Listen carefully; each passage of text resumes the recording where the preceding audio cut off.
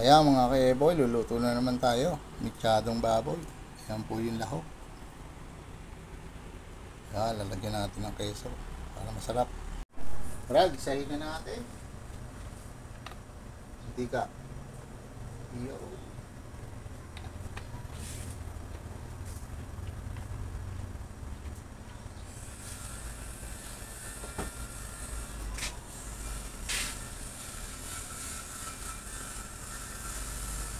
Bawang. Iyo. Halo.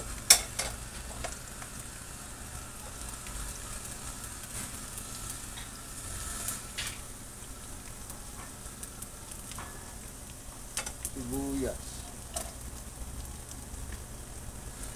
Tapos sama nyo na sa gisa to para may lasa na. May lasang bell pepper siya. Ano?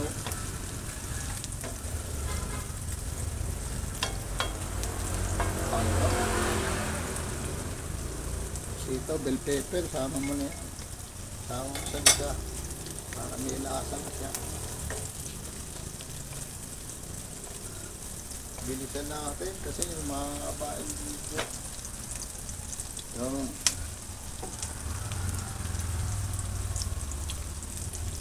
tapos tomato paste. Tomato sauce pala.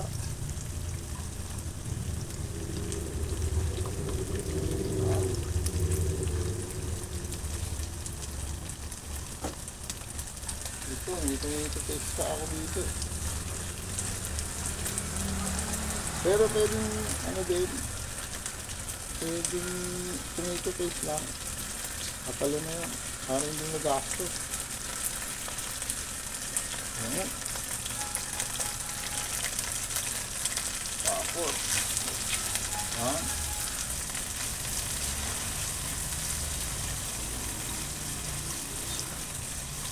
Malakas ang kapili yan. Mga ka-eboy. Ito naman po yung ano, yung baboy natin, ginamit ko sa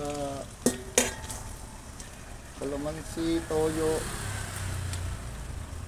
at saka paminta. Doon. Takpan naman natin ngayon.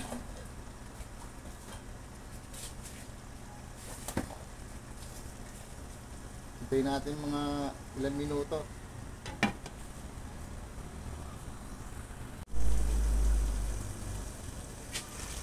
Yan, kumukulo na siya mga ka-eboy. Tagay naman natin ang sabaw. Haluin muna natin. Ayan o, ang bango. Pit na kapitsong na nga yung tomato sauce. Saka yung lasang lasa. Lagyan natin dalawang cup na alam. Ang mainit na tubig. Para mabilis maluto.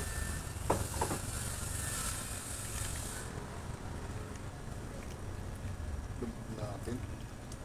Ayan, mga ka-eboy. Takpan ulit natin, mga ka-eboy. Mga 25 minutes. Luto na yan.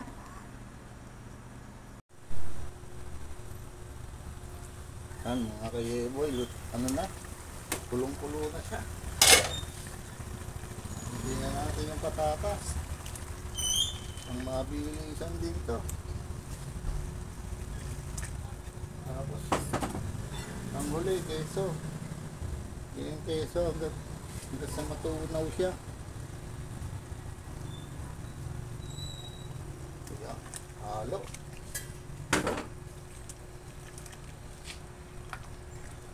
Ten minutes mga ka-eboy, luto na agad to. Tayo na natin maano yung keso tsaka yung ano, yung patatas. Kitchen, paminta,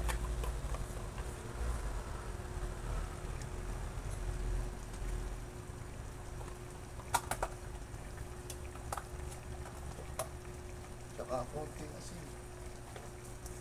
Yan, may toyo na kasi yan, nakababa. Yan na mga kayeboy, luto na siya. Pwede nang kumain, mapaparami na naman ang kain ito. Boy! Yeah!